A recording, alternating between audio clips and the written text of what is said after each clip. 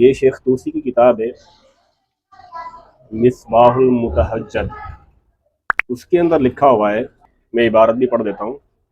روا صفوان الجمال عن ابی عبداللہ جعفر ابن محمد علیہم السلام، کہ امام جعفر فرماتے ہیں قال ولد امیر المؤمنین علیہ السلام فی یوم الاحد لسبع خلون من شعبان، کہ حضرت علی رضی اللہ تعالی عنہ اتوار کے دن 7 شعبان کو پیدا ہوئے۔ اب یہ جمال جو ہے، جمال صفوان جمال، یہ تو امام جعفر کا شاگرد ہے، اور شیخ توسی جو ہے وہ تو 3ری-4تھی صدی ہجری کا ہے، تو وہ کیسے پہنچ گیا؟ اسکرین پر وہ بھی لگا دیتا ہوں میں۔ اس میں آپ دیکھو یہ صفوان جمال تک شیخ توسی کی جو سند ہے وہ 4 واسطوں سے جاتی ہے۔ صفوان جمال کی جو کتاب ہے شیخ توسی کے پاس ہے، اور شیخ توسی اس کتاب کو 4 واسطوں سے روایت کرتا ہے۔ تو معلوم ہوا ہے کہ حضرت علی رضی اللہ تعالیٰ عنہ کی جو پیدائش ہے وہ رجب میں نہیں ہے، بلکہ وہ شعبان میں ہے۔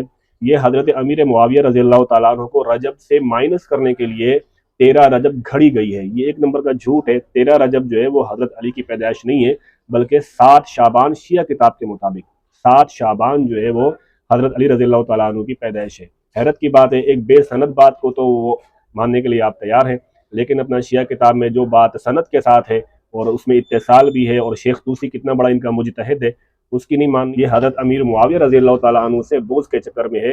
ان کے مہینے میں حضرت علی کا دن ایڈ کرنا یہ سراسر ان کو مائنس کرنے کے لیے ہے، حضرت امیر معاویہ کو مائنس کرنے کے لیے۔ اللہ تعالیٰ ہمیں ایسے بغضی لوگوں سے محفوظ فرمائے جو بغض کے چکر میں تاریخ کا ستیہ ناش کر دیتے ہیں۔